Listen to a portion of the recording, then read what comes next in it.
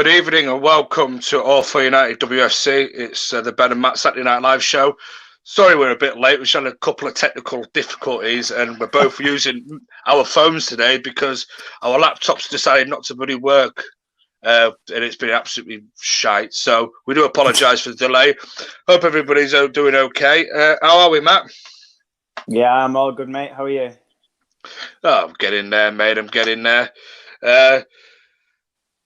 You have a good weekend so far? Yeah, can't complain. Sun's out again. Football this morning, so yeah, usual Saturday for me. So I just finished it off with a barbecue, so all good. Evening, Robert. Evening, John. We're all doing good, boys. I'm just going to get straight into. I'm not going to start off with the NHS one. I'm going to leave that one till a bit later. I'm just going to get your thoughts on some of the latest transfer gossip that's going around about Manchester United, because I know that you're going to have a bit of a field day with this one. Martha Thomas, mate. I know you're not the biggest fan in the world. Talk to you, man. Do you know what? I'm going to have to be careful here. The thing is, right, is that, listen, people that come in are going to be backed. That's just the way it is. You know, they come into the club. They're obviously coming for a reason. As fans, we've got to back them regardless. So that's where I kind of sit in that respect. I think, you know, listen, there's been players coming in the past that people sort of weren't overly thrilled about. So she's not the first. She won't be the last. You know, she will be given a chance, see what she can do. But for me, it was just uninspiring. And I know I'm sort of saying this before a ball's been kicked and that or anything's been confirmed. But for me, I look at, you know, we've heard that Jess is off. And, you know, I look at Jane and she's probably off.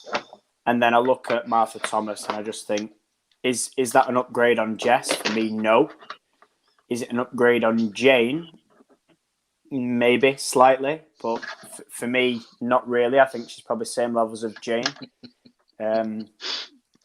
Where's that Scottish tea towel? Tea towels I've got, pal, are them ones that everyone rips me flags for that are 6 foot. That's what he's on about, to be fair, mate. 6 foot. Nah, I've only got a 6 foot Mary one and a 6 foot Toonie one. But yeah, I just think, you know, like John Fry says, I agree. I think bench warmer. Obviously, like I mentioned to you a minute or two ago, you know, she will be given a chance, but it's hard to accept because I think as fans, we want to progress every year and we want sort of world class, and maybe we demand too much at times. But I think for me, it's only fair because you look at last year, maybe we were spoilt last summer. You know, we had Kristen Press, we had Tobin Heath and Alessia Russo. So it ended up as a good window towards the end. And then obviously we started off with Ona and Stanny. But I don't know. I think the issue for me is that quite a lot of Casey's signings have been hit and miss.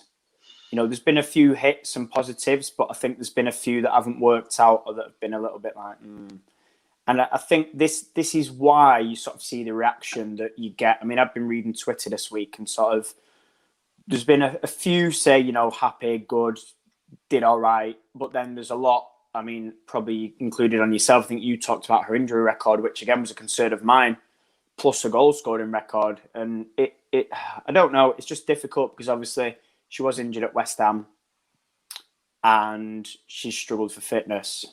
And she's also scored 4 goals. Now, I suppose the only pro, if you can call it that, is she's 25. So, you know, she won't have hit a peak, but, you know, we've had 12 months now, and I'm sick to death of seeing injuries. I get it's part of the game, but you know what I mean? You just want one season where you think, right, let's have, you know, a good crack at this now and a fully decent squad, and let's try and get the Champions League.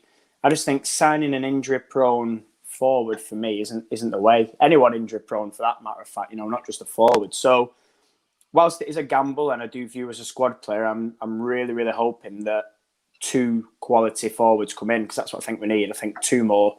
If she comes in, we've got Alessia. Fuso can play up top or wide, but again, she needs more because she's been injured, so she's not really started as far as I'm concerned.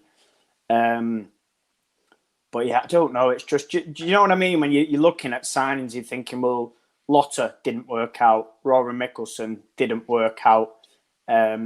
Maybe one or two that are currently here now, still not really working. You know, Jane Ross hasn't worked out. And it's frustrating because I don't think, listen, nobody means to go out and buy, you know, lower standard of players. But I think, like I say, you talk about evolving.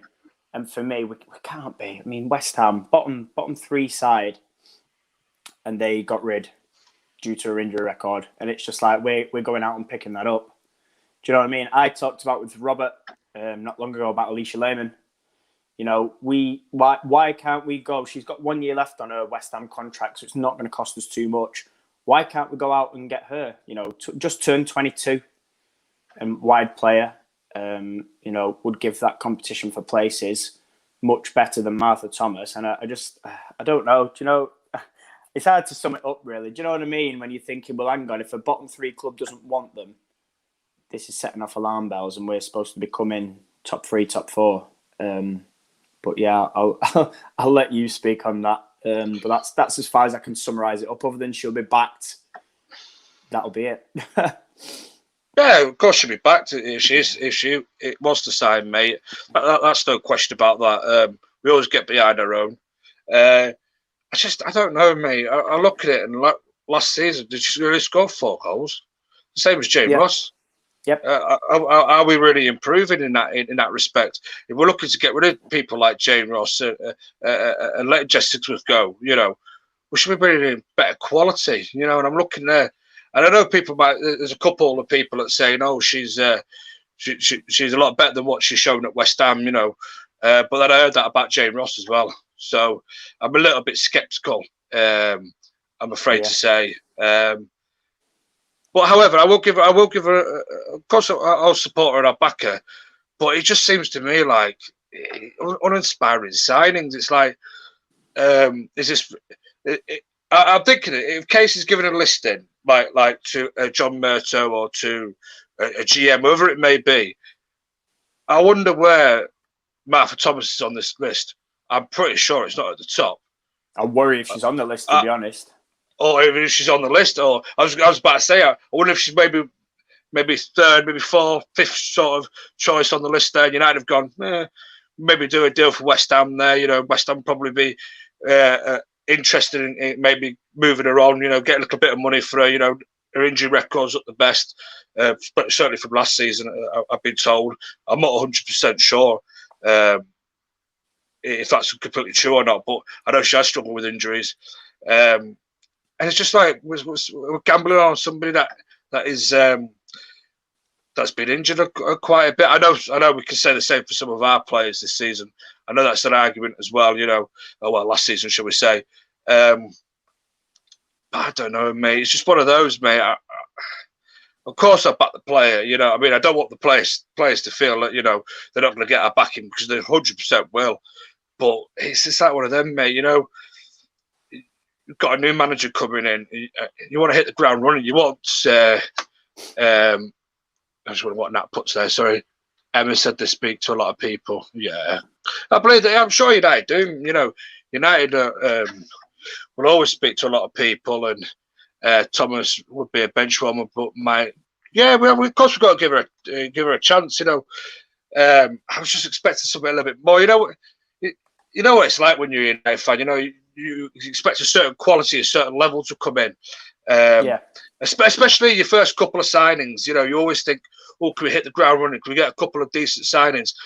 But I think Nat said earlier on our WhatsApp group that we sort of signed like Stanley Forth first and a couple of others came in, and Owner, nobody ever heard of, Fuso.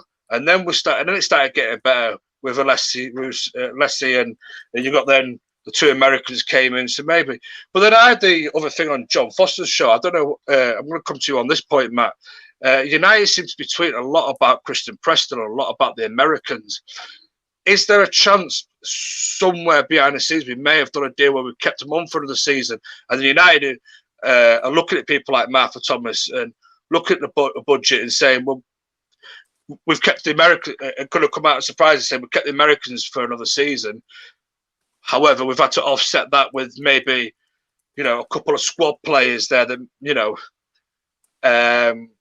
I don't know, man. What do you think about that? Because there's something that came up on John's show yesterday or last night. Yeah, I think for me, the thing is, and I said this, I think it was either last week on our show or even on my Tuesdays, that contracts don't legally end till the 30th of June. So technically, they're still our players on loan. Yes, they've gone to America or Olympic preps or whatever they're up to. They've gone back home anyway, but they're still our players legally. So to me, I'm not reading too much into it because I know everybody's going to get hyped. So listen, there was talk, wasn't there, like sort of February, March, they're coming till December, and everyone was like, yeah, it's nailed on, it's going to happen. And then I think the more Casey spoke about, no, there's going to be talks in the summer and nothing's happened, her them leaving has maybe, I don't know, thrown a spanner in negotiations.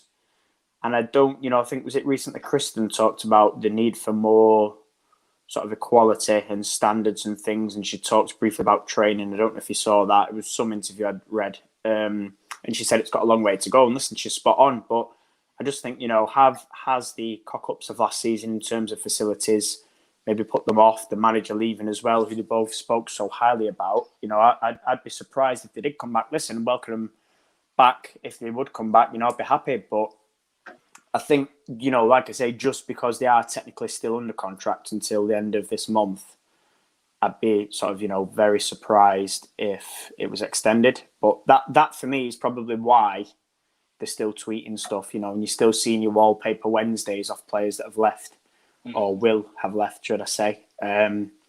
But yeah, I think that's all it is for me. It's literally just because they are still technically ours for 2 more weeks from a contract point of view. That for me is probably why, and they're probably getting the last bit of promo out of them that they can. So, but listen, let's wait and see. Like I say, if they do come back, I'd be delighted and I think shocked at the same time, because like I say, it was nailed on, then it was not, then it was like, we don't know what's happening. So it's one of them for me. I think wait and see, but I'm certainly not reading just based off a few tweets from the club that, it's done, but who knows? Yeah, absolutely, mate. Just so that I throw out there, because I think I threw the point out yesterday on John's show, that not buying too much into it, but I thought there could be a little bit of a possibility why they kept tweeting. But then I think you nailed it on the head. Then that if they've got another couple more weeks left of maybe using them in promos and using them to gain views on social media and whatever, which we all know that United like to boast about their views on social media and downloads on apps and that, So I'm just going to go to Ugly Bear's comment, if I may. So we're really close to naming our next manager. I don't think so at the moment. It's the same old, isn't it? Every week, it's like it's just the same old stuff, isn't it?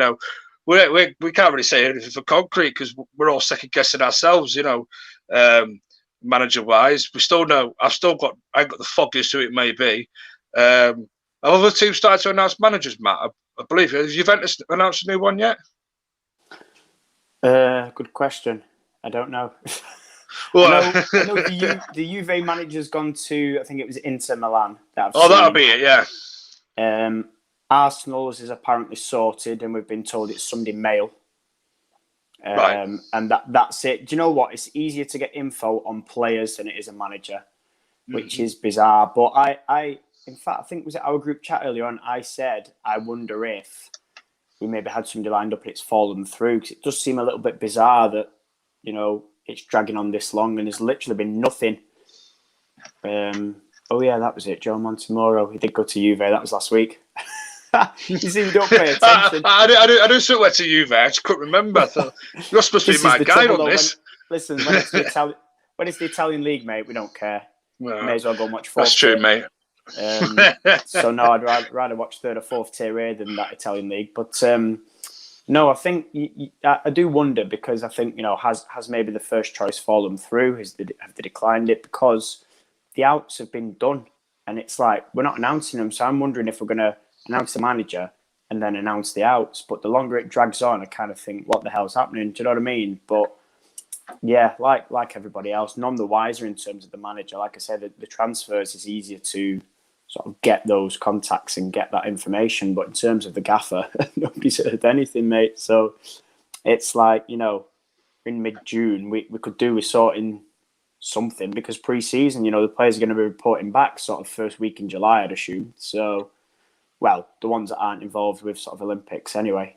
But yeah, who knows? Nat says using them to sell season tickets. Which that's why I left it on the screen, mate. I think that's a good point, Yeah. No, go on, you talk about it, and then I'll sweep up after you. Well, I think it's a good point, from a marketable point of view. From Manchester United, we've been so long without fans inside the stadium, and people have been offered that for the men's side, that they can defer it for a season, so they can give up the season ticket for a season, and then it won't count against them, and then the following season they could go back to normal. Although I think they lose the seat, so they won't be going back to the same place in the ground for those that have deferred it.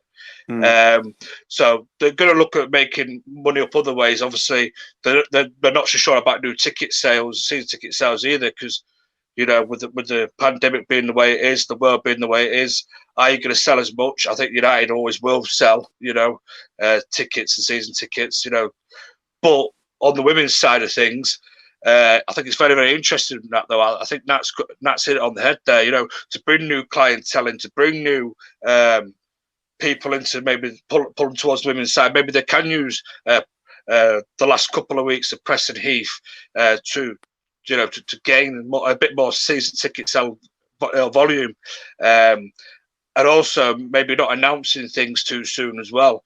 Maybe they're going to they've got a great big plan in place, to announce these sort of the new manager and the new players, and that could coincide with a big season ticket sale push as well. United are not stupid. I think they're going to wait till the best opportune moment. I think, and I think they might wait till after the men's season ticket renewal deadline as well, because they know that some people come from the men's side of the game. Yeah.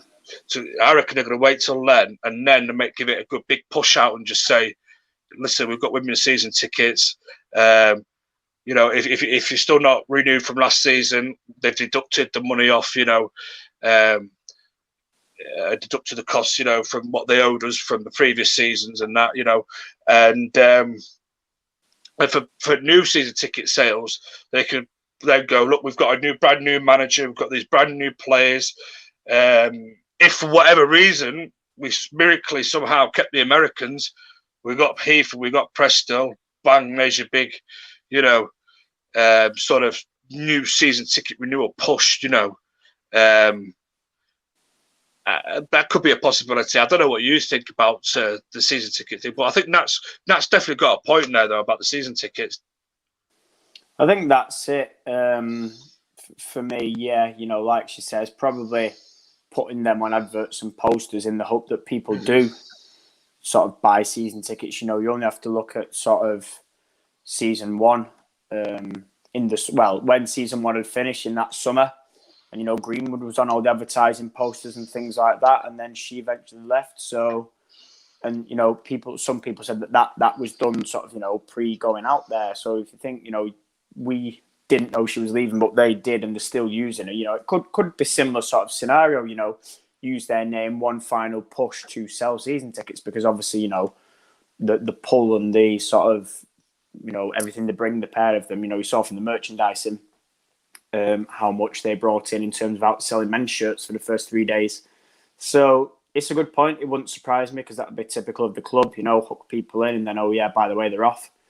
But yeah, it would make sense. Like you say, sort of don't announce who's leaving until people are signed up, and then, like you say, use any new signings and a new manager as a potential push. Should we not name the manager yet? Does that ask the question, is the heart set in the women's team? I mean, we've sort of criticised the ownership, haven't we, in the running of the club on both sides now for, well, the men's obviously longer than the women's, but, the women's, it does make you wonder. We had a perfectly capable manager that wasn't backed and has walked. Training facilities has been a shit show. So it does pose the question, are we just box ticking? potentially, and this has been talked about before. I'd like to think not, but then, nothing's going to shock me with sort of this club. But it's a shame, and it's very, very annoying. When you're talking to me at the minute, it seems that maybe fans have bigger ambitions than the club, and it seemed that Casey did. Casey had ambitions to be this, this, and this, and the club didn't back her, and were like, no. So it seems that, like I say, people that aren't calling the shots and just turn up and watch, or maybe staff, want one thing, and ownership just want to make profits, basically, mind the pockets. So hopefully it'll change. But, we've talked about, haven't we, sort of all these promises and words that unless actions are taken, it means nothing. Put out whatever statement you want. Nobody's going to read it. Nobody's going to take it on board. So we actually see this backed up on the pitch and off the pitch, really.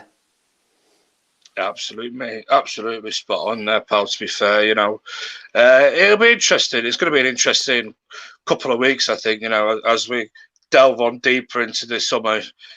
Something's going to happen the next few weeks, surely, manager announcement time, because we can't go into pre-season without a manager. That will be curtains for us going into the new season. Hopefully, United have got their head screwed on that. And maybe it's all about timing for Manchester United. They've got boffins that work for them that tell them the optimum time to announce somebody is this time. We see it with the women's team all the time, where you don't get them all announced at once like it used to be back in the day. When you get transfers, and you've had the deals done for a little bit, you can announce them in a group. Now it's just a bit individually, like each day or maybe one a week or something. Just try and get the hype up a little bit. And they've definitely got some boffins working behind there saying, "Oh, this will cascade your social media output by X amount if you announce it day by day or week by one a week or whatever it may be, or twice a week or something." They're not silly, Manchester United. They know what they're doing, I think. Well, I hope they know what they're doing, because sometimes it seems like they don't know what they're doing. But in terms of like social media side and getting that engagement and everything, for some reason, which they absolutely adore and care about, they seem to nail that bit spot on. But I don't know, mate. We'll have to wait and see, mate. We'll have to wait and see. Hopefully, Ugly Bear, we can get a manager in as soon as we can. And then we can take it from there, and hopefully we get the best manager that we could possibly get. The best that we interviewed, the best in class. I think as Gary Neville would say, the very best in class that we could attain at this moment in time. So whether it may be, I don't know. Let's just hope that over the next 2-3 weeks we may get a little bit more of a clearer picture. Because Matt, we still don't know who the actual proper outgoings are. We could sort of guesstimate a little bit, but we still don't know officially for sure who the outgoings are. We've got a rough idea on 2, maybe 3, possibly 4. But if people are saying they'll be up to 8, maybe 9, we can only guesstimate who we think they may be. There could be a spanner in the works somewhere, and it could be someone totally of complete surprise to us. Surely that list is going to be released in the next couple of weeks. Well, I was speaking to Robert about this before. I said to him we should technically, I mean, this isn't nailed on, but we should hear something this week, you'd think. Because, you look at it, and obviously Monday being, 21st of June, you get to the end of the week, it's pretty much the end of June. Come next Sunday, it's pretty much done.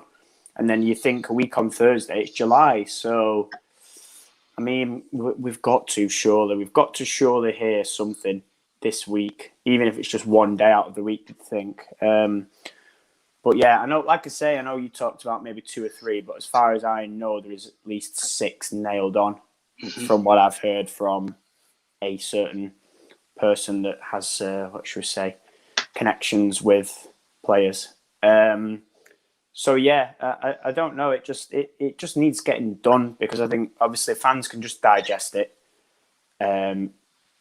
Thank those players, move on, and then look forward, hopefully, to, a bit of rebuilding and a start under a new manager. It should be a fresh start, but it just seems the longer it's dragged on, the sort of more questions are asked. Now, who knows, they might turn around one day, we might have a new manager and a couple of new signings announced at the same time. It'd be very rare, but I think back to I'm sure under Louis van Gaal, there was a press conference and there was a couple of players that just signed, joined him as well. And they sort of did it as the three.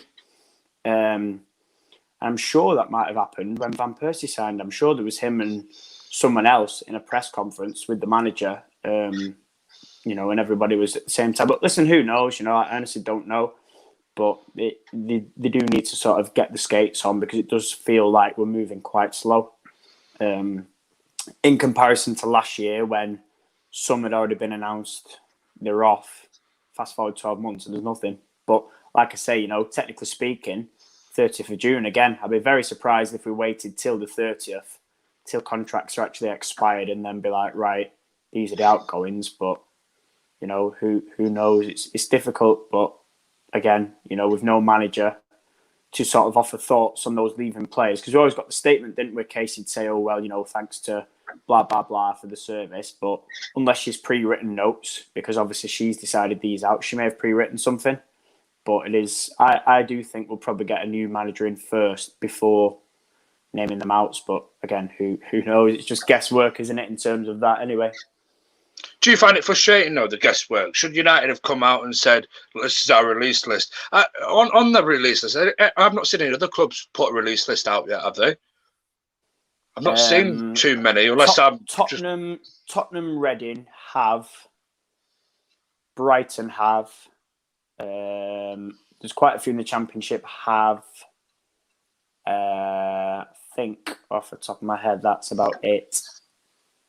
I mean, the thing is that there's obviously, Olympics coming up, and I get that people are busy and whatnot, but it's just for me, it's just easier to get it done. Like I say, rather than sitting. I mean, the season finished 16th of May, the FA Cup game, and then after that, there's been nothing. So we've had one whole month, and it's like, right, one. Oh, Robert says Birmingham, yeah, but Birmingham, I wouldn't even say Birmingham's a release list. Birmingham's more like, well, we've got 2 players and we've offered contracts to 15.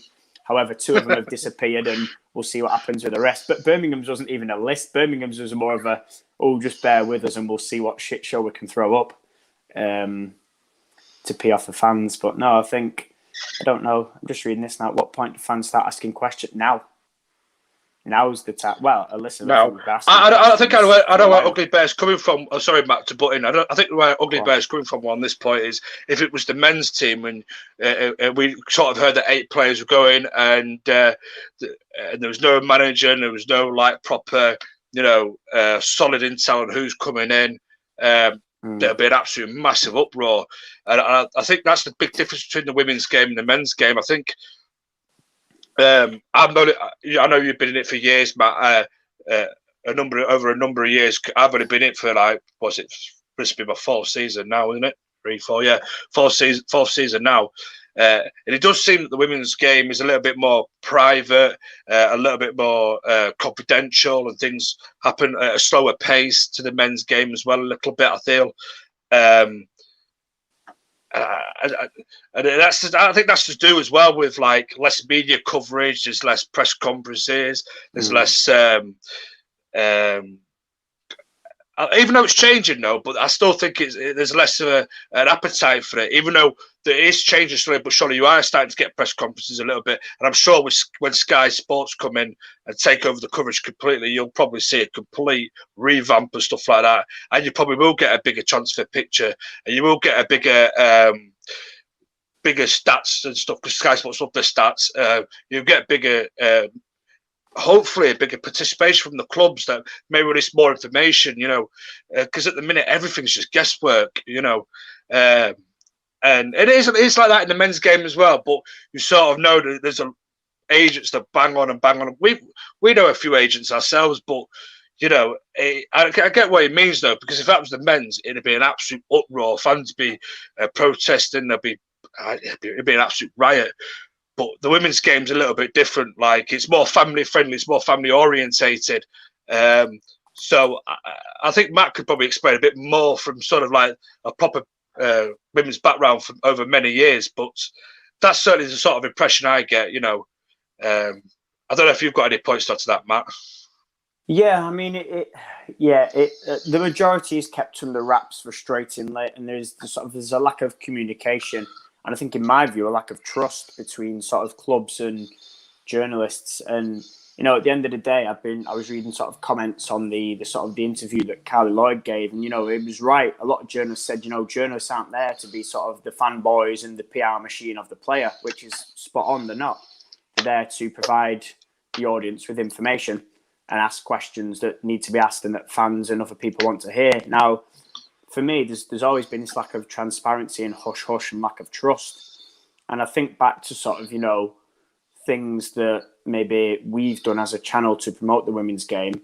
And luckily for us so far, I'd probably say 100% of the people have been very accommodating with us, whether that's been guest journalists, things like that, people sort of giving us information and trusting us. And I think that goes a long way. And it does help. And obviously our aim is to build not only the profile of our own club, but women's football in general. We don't want, things to start going backwards. So it's very frustrating. I can see why. And I fully back what Ugly Bear says. I'd be wanting to know in an inquest. But I think it's how it is, and it's never changed. It's difficult to explain because I don't even know the whys. Do you know what I mean? I can't sit here and say it happens because I've genuinely no idea. But it is frustrating. But I think it has improved. I think we think it's bad now. I started 2014-15, and there was nothing. There was probably 3 or 4 top quality journalists around, and now there's a hell of a lot more, and a hell of a lot more new young journalists coming through and writing things. And again, I think there was a comment further up. I think was it John Fry, yeah, and he talked about the show that Reese came on the other day, and he was saying any big deals would have been done by now, and that's correct. And there's always sort of rumours and whisperings, isn't there? And there's whisperings when Preston Heath were due to come in, and a few others. But then there was also the ones that we didn't expect, like Ivana Fuso just came in out of nowhere last summer. Alessia, I mean, there was potential talks, wasn't there? But there was nothing like nailed on. So yeah, it's hard because, like you say, you normally hear whisperings, but then I think maybe, like you said, in terms of release lists, it's been quite across the board. But that said, for me, it's like, well, hang on, the season finished a month ago. Why has there not been something? It's not like there's a tournament on for the women's game. It's not like, because they've postponed it till next summer. So it's not like really, oh, well, actually, we're all busy because there's tournament, blah, blah, blah. It's next year. So, yeah, leaving it as late, I say as late as this. I mean, there's still time. But like I said to you, pre-season starting in 3, maybe 4 weeks, and we're still sort of scrambling around, makes me think that we potentially missed out on what we wanted because, like I say, outgoings is finalised. That's not the issue anymore. The issue is getting the incomings done, where we're missing out on players, and getting the manager done, where we seem to be just left none the wiser.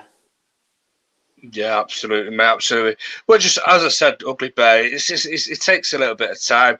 Just like the Jadon Sancho deal winning the men's game, we'll be debating that and I think negotiating. It's down to the club in general as well, because we'll drag things out. Yeah, exactly. We've been negotiating with Sancho for a good couple of seasons now. Even as far back as maybe 3 years ago, people were saying, we've been putting the feelers out a little bit about him. So what Manchester United is like, mate, and hopefully it'll get better. And hopefully we can bring. But as soon as news breaks, like new managers, new players, I'm sure we will all go live on the channel. Who's ever available at that certain point in time, we'll just all jump up, bang on live, and we'll give you the breaking news as soon as we hear anything. So you'll never be out the loop. Keep lots of the social medias as well, because the All for United WSC account, because we'll always post news on there as well. As soon as we get any like news about signings, outgoings, managers coming in, and anything like that. So just keep it all locked onto here, and then we'll do our best to keep you updated as and when things happen. Moving away from transfer talk now, because it's not my favourite subject. You love it, really. I do. Well, to be fair, mate, I've had it easier hosting about it than actually talk about it, because it does my head in. Anyway, Natalie, I know Natalie loves transfers, so Natalie's the best person to go to about transfers. And John, I think John, he loves a juicy transfer gossip him. But anyway, moving on. to possibly fans going back. Well, possibly fans will be back next season. It's hopefully at the start of the season. However, there's this thing that just come out about the NHS app about the COVID Pass, which the government sort of I think they're trying to force it out really, because the surprising news, I think, was it broke just before the tournament started, that England fans at Wembley, that England or any fans that travel to Wembley for the Euro 2020 had to show proof of COVID vaccine, even if you had the single one or you've had both of them, or even if you didn't have any, you still had to show proof if or not you didn't have, well, of course you can't show proof if you've not had any, but if you had either jab, you had to show proof, and then you had to do that test that you do, that lateral flow test that you have to do every week, Matt. And you have not every week, pal. It's 3 times a week. Well, 3 times a week. Do apologise, mate. Yeah. But yeah, so you have to this lateral flow test and everything, and then obviously you download the app, and they give you a little code. Is what I've been reading into it, and you punch the code in. It's QR code, or they give you a code you can punch in as well. Apparently, for what I've been reading, anyway. And it brings you to this app, and then it brings all your details up, and you show it to whoever you show it to before you get into the ground. Yeah, you can come in, possibly take a temperature test. I don't know what the hell happens after that, but apparently this thing's going to get rolled out big time over the summer. I know I mentioned Wimbledon to you. You said not Wimbledon, but what I've been reading, unless the Times have got it wrong, they're saying for the Wimbledon final where they're going to have a full house. Is it about 15,000? That's different, because I got tickets to Wimbledon, and you get sent all the information basically if you're successful. Yeah. And for me, it said for those that have had both doses, you get some sort of letter thing that you have to go online, and if you've not, you just got to take one of these tests 48 hours beforehand. But obviously, like you say, if that changes for the final, then I don't know, but I know I'm obviously never end up at a final because they're just the vultures and the posh people, as I like to call them, that spend about £1,000 on a £200 ticket, all snap up the tickets, and it's who you know. So, yeah, I mean, like I say, I can only speak from what I've been sent based on when I'm going, which is in week 1, and that's 50% capacity. That's 22,000 out of 44. So, I mean, listen, because it's been used as a test event, you see. So maybe the final test, the full capacity that following weekend, the Saturday, Sunday, maybe that's sort of for that. But like I say, certainly in week 1, it's 50%. And it's like I say, either show this letter or take a test. I wish we'd got Anthony on the show this week, actually, because he went to Wembley to watch England. But I think they're looking at it towards the latter stage of the tournament. When it gets to the final, when they've got half capacity, and was it about 30,000 or something they're going to have for the final? Yeah. I think that's when they're truly going to roll it out. And then they're going to roll it out for the British Grand Prix. They're going to roll it out for all sorts of sport. As it Ascot as well, I don't know, with horse racing. And all sorts of whatever's going on over the summer sport, different types of sporting events. And apparently concerts too. Whether that's true or not, I don't know. I'm just getting it from the Times. They're sometimes full of shit themselves, but it is certainly interesting to read about it, though. The point I wanted to make really about it all is it too much faffing about before a game. You got your tickets all going to be digital. You got to have a digital app that you got to show. If, for example, you've got a family of 4. Well, say I take my son and I had 2 more children with me, or 2.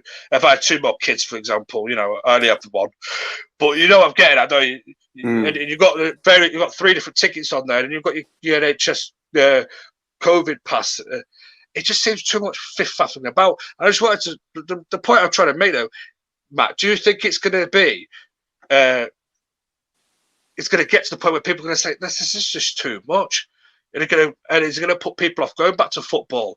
You've got to faff around with. And let's be fair, LSV is a little bit different, but Old Trafford, the phone signal is shit. Especially when large groups of numbers start congregating all at the same time, it's shit. Is this stuff going to work?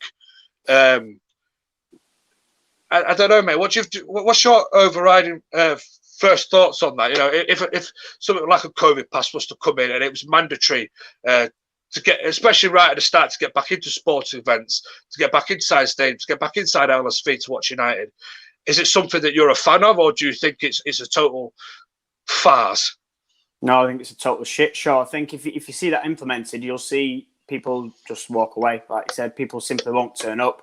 I think it's absolutely ridiculous. You know, they've brought it in the EU, which we're no longer a part of, and I think there's about 8 or 9 countries that use it. But for me, it's ridiculous. One, it's a load of faff, and two, you know, it's ridiculous. For me, it comes across as sort of discrimination, and you're getting into human rights issues. You can't do this unless this. You know, I read something. I'm, you know, big fan of my music, and I read something before.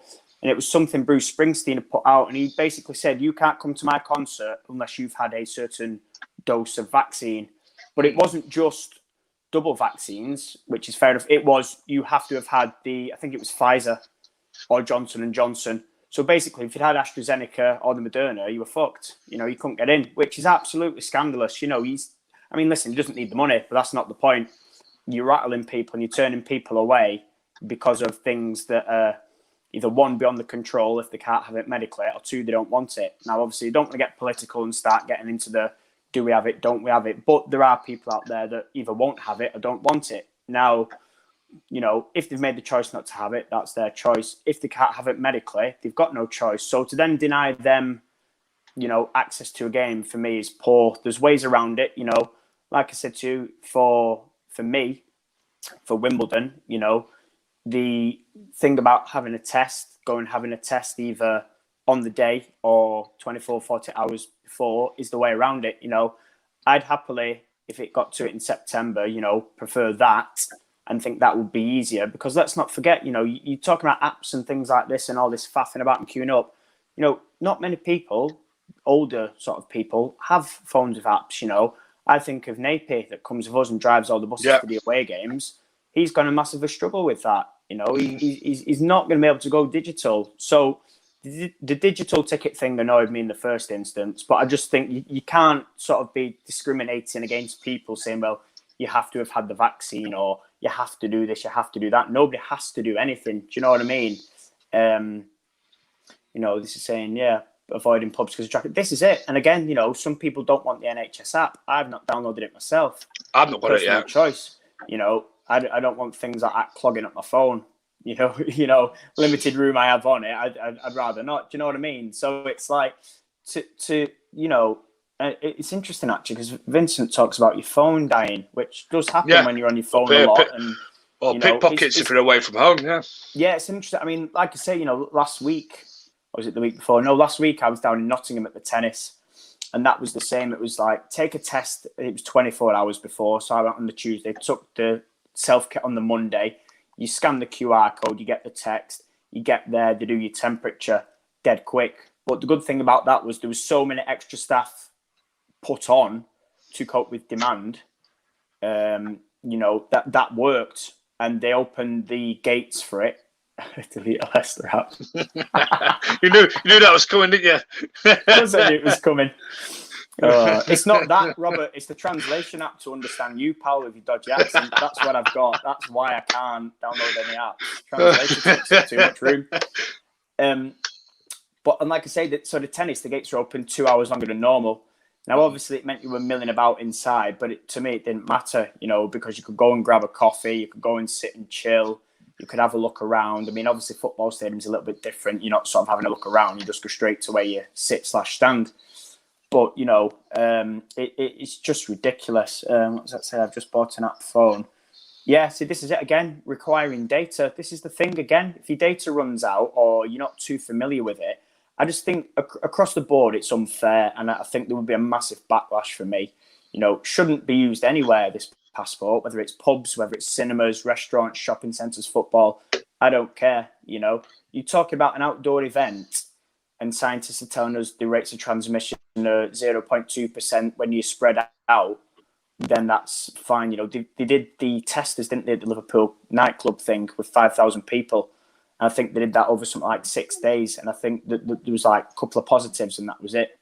2 out of 5,000-6,000 people all crammed into an indoor venue with no sort of open air space, if you like. It had a roof and whatnot, and maybe a couple of windows chucked open. So you think, well, hang on a minute, if it's very, very minimal there, they're getting far too ridiculous for outdoors. I understand you've got to be safe and cautious, but just take a test beforehand, or on the day. You can get, they're instant now, and the public have access to them. It's not like they were when I first started in school, and Christmas time when school had to pay for them. It was like 200 or 300 quid. Now they're free to everybody, so there's no excuses. They're making a scene of it for me, and they're taking it too far. And people are sick to death now. People want to be able to go out and just have an hour social or 2 hours social with the mates. They don't want to be, right, can you fill out this form? Can you do this? Can you do that? Can you take bloody temperature test? Can you also check that you've not spoken to Tom, Dick and Harry about, whatever else? And I think it will. I think, like you say, you'll see a hell of a lot of people kicking off, and rightly so, not turning up if you are forced to take, proof of whatever. It shouldn't come down to that. For me, a test, should suffice enough. Otherwise, what's the point in having a test if they're not good enough to get you in anywhere? What's the point? Why are we sitting here? But it's one of them. I'm just sort of reading back through comments here. People would rather watch football at home.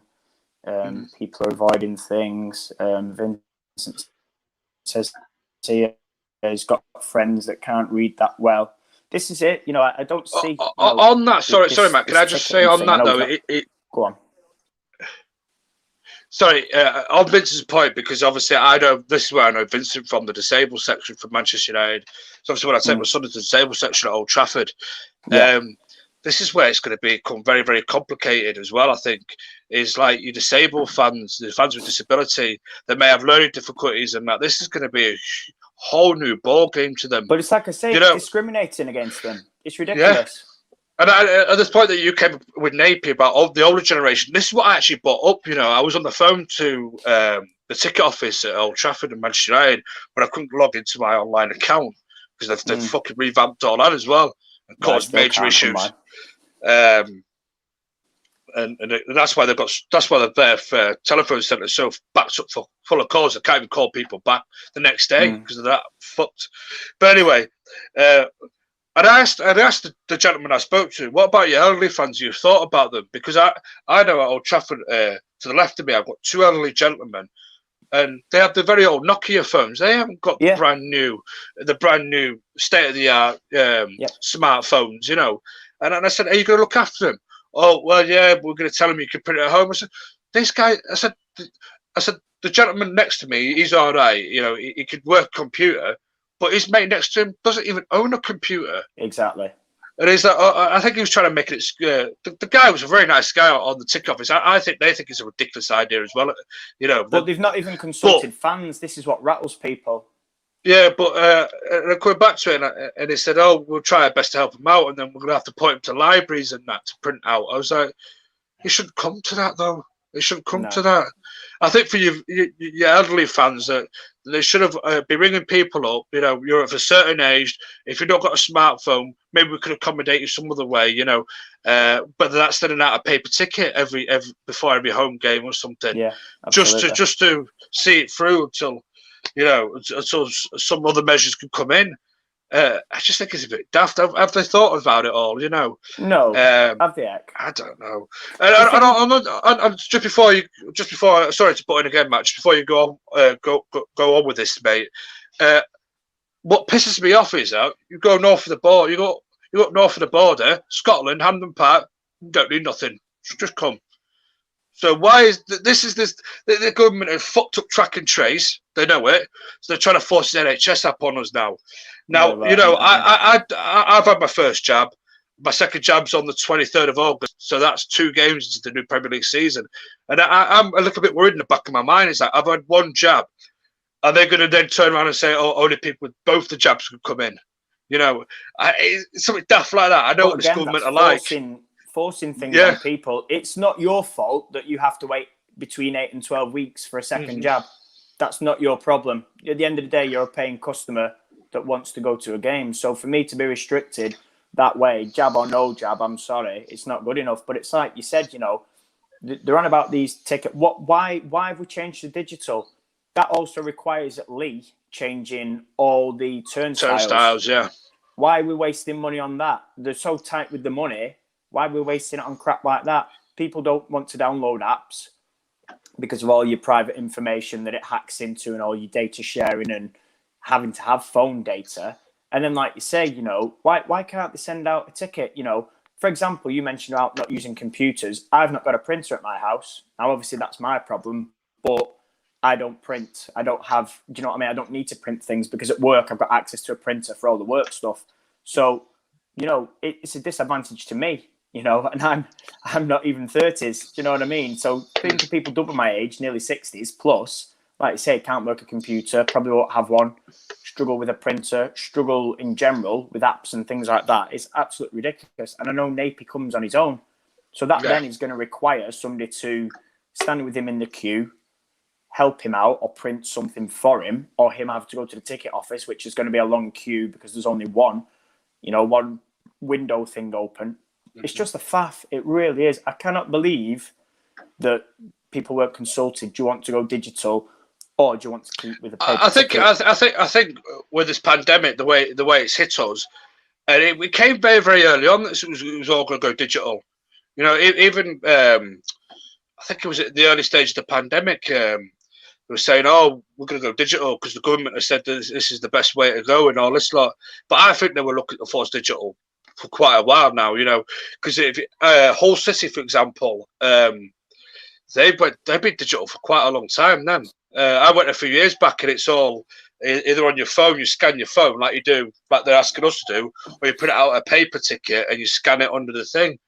So some football clubs have been using that for quite a while. That's the only other argument I can give it for it, you know. Yeah, but think about it this way: they'll probably come up with some crap like, "Oh, we're doing it to save trees," blah blah blah. But I'm not being funny. The season ticket was plastic. They'll probably argue because it's plastic, to be fair. But even still, you know, I'm not being funny. I mean, listen, most people collect tickets and keep them anyway. Yeah, I do. And the season tickets, you know, I've got drawers full, so it's like, you know, the busy moaning. I just don't think it's well thought through. I'm sorry, you know, I can't just agree with any of it with the passports and with this going digital. Like I say, I hate seeing people that I enjoy sitting/standing with and going to games, you know, struggling or saying it's not good enough because it's going to put them now at a massive disadvantage to the point of thinking of not attending. And I think that's ridiculous. That's the club that's forced that, you know. So ill thought of. If the passport does come in, that's just another nail in the coffin, you know. That will cock up everything, you know. They're even on about it for sort of clubs and pubs as well. There'll be no businesses left. The sport may survive, but, you know, and it's just, I don't know. Wouldn't be a fan of it. Don't think it's necessary.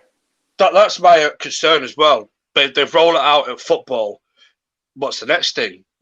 Clubs, pubs, restaurants, you know, anything with hospitality. And in that, I was reading about it because I thought at first when I read about it, I thought, oh, it supplies to only large capacity stadiums, which of over 60,000, which obviously I think 5 of the Premier League stadiums are over 60, including Old Trafford. But then you scroll down, the more you read about it, the Premier League, the EFL, the Football League, they're all up for the possibility of using this NHS app to get fans back in, to get maximum capacity again. And what I read as well is they're willing to drop that all the way down, you know, to all levels of the professional game, which will include the women's game as well then. But why should it come to that to get us back to full capacity is my argument. You know, why should we have to do that? Yeah, well, I'm pretty sure if you sent out a survey and you asked 10,000 people, they'd be more than willing to just take a test, whether they've had both jabs or not. I mean, listen, when you have your jabs, you get that card. Why do we have to start talking about downloading apps? Why can't you just take your card and say, look, well, that's what I thought. That's my name, that's my card. Easy, done. Yeah, I'd even haven't had it, take a test. Yeah, I'd even laminate it at work, get it laminated, and so it lasts longer. Look, there's my card. I've had both my jabs. I've had my jab a couple of weeks ago, my first one, and then I've got to wait to the 23rd of August. That's the earliest I can get in for my second one. So I wouldn't have had it, but I'm only having it for the sake of trying to get back into a fucking football game. You know what I'm saying? Because I'm one of them that I get a bit of a fear of missing out. Do you know what I mean? Because it's been so long that I've been to a football match. I don't want to miss out on the first full capacity game at Old Trafford. I don't want to miss out on our first game this season at LSV. I know what you mean, mate, but I just don't trust Boris Johnson. I don't trust his government. They're bent in every way. No, they're like bent in every way, mate. You know, it's not. He's right. He's right in what he says, and I know we're not sort of going on that way, but it is. I mean, listen, we don't want to get into politics as such. No, of course not, mate. I agree. No. Well, listen, you, me, anybody should never be put in that position where it's like you're forced to do anything. You know, if you don't want an app, you've got a card that proves you're vaccinated. Why do you need something on your phone with a barcode to say, well, look, actually, I've had it. You've got a card. You know, and like I say, if you cannot produce a card, it's right. Either take it now, you lateral flow thing at the ground, or 24 hours before, and then isolate and don't go out till game day.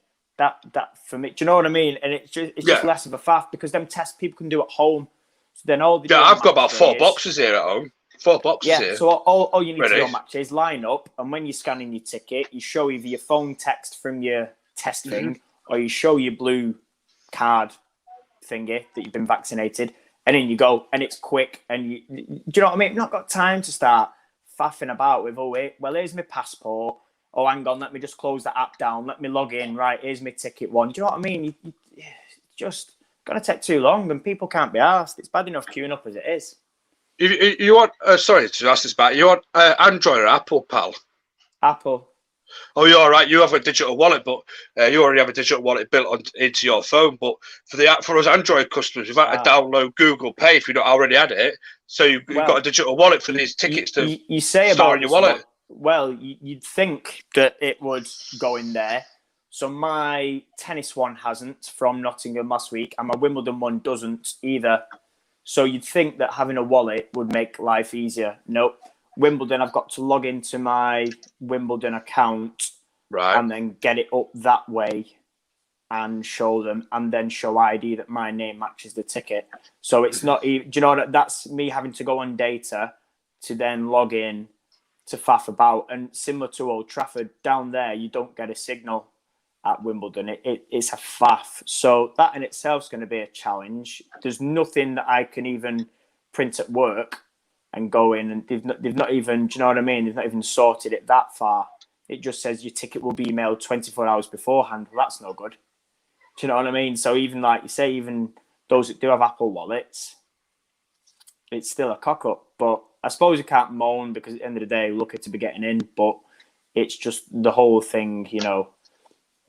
It's just ridiculous. This is another one that Vincent comes up with, and this is the way United. I think this is where United are trying to clamp down on tickets out, and this is for the men's side. So I'll quickly brief of what I think that is going to happen is if you can't attend the game, but you still could pass your ticket along to a mate, but I think your mate has to be an official member at the very least. So someone's going to have to still pay for a membership, and then what you do is you link your accounts online. I've done it for my son so I can control his account. Instead of having to log in out of mine to log into another one for him, I can do it all via mine. So basically, you have it's called linked accounts, and Mark Henry will tell you exactly what it's all about because he's done it for aways when he's said, "Oh, Deb can't make it away, Ben. Do you want to come out? I'll transfer you via the online account." So I think this is the way it's going now. I think this is the way the club are trying to clamp down on ticket touting because it's all going to go digital now. And the only way to pass it is if your mate or a fellow member of the family is either a season ticket holder themselves or as official member. And then you have to pass it that way.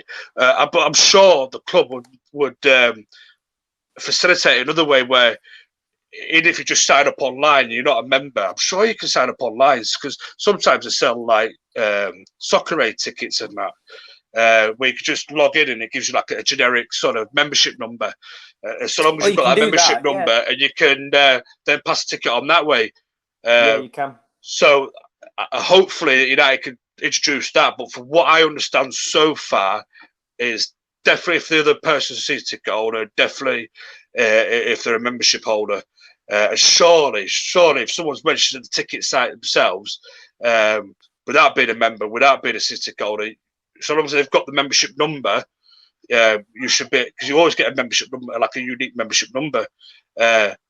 It should be able to put, but again, it's like I asked the ticket office this, and they're like, and that's how I know about the official membership and stuff like that. I think it's another way of them cutting money out of fans as well, pushing their membership, saying, "Oh, sign up to membership and you can." But it's a very good point that Vincent made. But isn't it a sorry state of affairs again? Like it says that you can't pass it on to a mate or your dad or your sister, whoever. I think it's just ridiculous. Personally. But it's like for the women's game as well, because we used to have cards, and if I couldn't make it, I'd lend it to, I don't know, one of your mates, for example, for argument's sake, who's not a season golder, and saved him, pain at the gate. Do you know what I mean? But I think United are being crafty like that. I think football teams are being crafty now, that you've got to have this, they've got to try and make the money. They've had at least like, nearly 2 full seasons without fans near enough, if you think about it, really. Season and a half full of without no fans near enough. So, or season of the third, whatever it may work out as, I don't fucking know, I don't care. But, they're trying to claw the money back somehow. It's very, very clever, this scheme, And I've just realised that now on Vincent's point, though. It's like, if I had a spare child ticket and then, I don't know, say, somebody has a child with them and they have to pay. There's my son's use my son's for today. He's on here with me. United, I suppose United could say they are losing out, but I think that it's all to do with stopping all that as well. I think so it's going to be harder for us to then if one of us couldn't make it, say one of our friends wanted to go or another member of our family wanted to go, it's hard. It's going to be hard to share tickets now. I think it's going to be a nightmare, mate. That's why, like you said, it's money. Because if you think about it, let's say it is you and your son, and you pay up front, and your son doesn't go, they'll then sell that individual ticket for 50, whatever. Let's say 50 quid. They'll sell it so they're getting, not only have you paid up front for your season ticket, but they're getting an extra 50 quid because he can't make it that he's paid for. So it's like, like you said, but again, it's just ridiculous. Why should it matter? If it's a relative, and like you say, they're a member, then why is it an issue? It's a relative and it's a member. They've paid for membership, and you're giving them the chance to watch a game when members genuinely don't get too many games because the way the balloting and the ticket thing works. Why would you deny that? It's just, But on that, Vincent, I'm sure your season ticket or your tickets or your membership, I can't remember. Sorry, Vincent, I can't remember if you're a season ticket or a member, but if you're in the disabled section, you can't make it. It work as per previous seasons that you ring the club up, say you can't make it, or for whatever reason it may be, and they refund you the cost, and they'll sell a ticket on to the next person that may have been chubbed in the ballad. So I think for disabled members, it's a slightly different issue because they know obviously it's vulnerable people and everything. But for normal fans like us, we would end up losing out. If we couldn't go to a game, it'll be is at your cost then basically. United won't refund that or anything. So that's it. Vincent, I'm not sure exactly what your status is, pal, but I know I've seen you in disabled sections loads of times, mate. So it is, as far as I'm made aware of, mate, it is as per previous seasons. If you can't make it, get in touch with the club, and the club will refund you the cost of your ticket that you purchased for the disabled section, and then they'll sell it on to somebody that they'll start ringing around people that have got chubbed on the ballot. The members that have got chubbed on the ballot, and then they resell it that way because obviously there's only a limited capacity for disabled fans, and they usually fill them seats pretty or the wheelchair platform pretty quickly with somebody that may want to go in your place. So don't worry about that too much, pal. Stu, are you joined very late, pal? Hello, Faith. You joined very late. We're all wrapping up. To be fair, though, I do apologise, Stu. We have started the show an hour earlier because of the Euros. So I don't know if he was around last week, Stu. I can't remember off the top of my head now. But just for your future, reference, pal. And Stu, if you're not following the All for United WFC account, which you should be, my friend, you'll know it's 7 o'clock. I love you, really, mate. He's on my Euros show. He's on my Euros show in the afternoon tomorrow afternoon on the All for United men's account. So What's he saying here now? Can't quite see that. Sorry, pal. You're all right, mate. I just thought you know, I'm jesting with you, mate. You know, I love you. Really. Yeah, no. Tuesdays and Saturdays, 7 p.m. until mid-July, due to Euros, and then we're going to have to assess it because of the Olympics. So we'll see. But yeah, 7 o'clock Tuesday and Saturday. And I've got YouTube in front of me, and I do apologise if my pictures looking absolutely shocking today because I am on my phone because StreamYard wouldn't open for me on my laptop. So these Androids, I was trying about phones and tickets. I know. So I do apologise if the camera is a bit off focus today. So what's he saying now? Sorry, Stu. I have to poke it with my little poker thing here. So just got in. Been in Western lads, just got home. I hope you had a good time, pal. But as I was saying, I do apologise for the lack of quality on the camera today. But I'm using my phone sort of last minute. It was working StreamYard for me literally 2 hours before we went live, and then 15 minutes before I spent 15 minutes trying to get it to work, and it wouldn't work. And that's why I was a bit late live because I've had to faff around trying to get my phone sorted, log in StreamYard, and everything. It's been a nightmare. But hopefully it's working tomorrow because I need I need it to work tomorrow because I'm doing the men's. And I don't want to do it off my phone because it's shocking on my phone. Anyway, any last points before I wrap up, Matt? No, because I end up ranting and raving again about these flaming passports. So we will leave it there. But what I will say is, firstly, thank you to all those for tuning in again. It's good to see you. And I know, what's the last game now? Is it? No, Germany's just played. There's a game on anyway, so I'll let people go and watch that. But yeah, obviously, schedule will go out tomorrow. Weekly catch-ups for shows will go out tomorrow. And yeah, we will see people on Monday for John Foster show. And that's it for me. If I had £1 for every time I heard that Sancho deal is done tomorrow, I'd be a rich guy. Ugly Bear, I hope exactly, mate. I hope that's true, mate. I hope that's true. Because I will call you out, Ugly Bear, if it is true. But I'll tell you that you told me that, you know. See, you will see me tomorrow, Stu, before midday. Thank you, John Fry, for obviously joining us as per. Thank you for everybody that's joined us. Matt will do a schedule for tomorrow, no doubt. Pin it up at some point. Absolutely. What was I going to say now? Yeah. I'm back on Monday on this channel on Monday with John Foster. I believe he's trying to get Sarah, and I can't remember what else he's trying to get for that show off the top of my head now, but he's trying to get Sarah. It's the only one I know. So I know Natalie's taking a break. Matt's got his football coaching still. You know, Mr. Jose Mourinho over there. Still dragging on, mate. We've got 4 games left, so we'll be done end of June, and then I can come back on a Monday. John Fry saying mid-July for Sancho deal. Ugly Bear saying 75 minutes reporting on G social media. Good price. If that's true, mate, I tell you, I'll be a happy bunny tomorrow. But, you know, as I said, if I've had £1 for every time I heard it, it's a done deal, I'd be a rich guy. Anyway, if you want to see more of me, I'm back on Off United, the men's account, tomorrow at 12 o'clock, noon, midday, whatever you want to call it. And I'm hosting the Euro show. The Pride of All Europe show. Let's get it right, Ben. So I'll be there at 12 o'clock. Stu Woody, that was just had been in the comments. He's one of the guests on there. So come and join us for that. Matt, your next show's Tuesday, is it, pal? It is, yeah, 7 o'clock on Tuesday, correct. So join Matt at 7 o'clock on Tuesday. Thank you everyone for watching. Sorry it's dragged on a little bit. Sorry about the camera quality. Sorry about being late. Technology. it's me and Matt. This is me and Matt. It's Achilles' heel, you know, this technology business. So thank you, everybody. And we shall see you same time next week.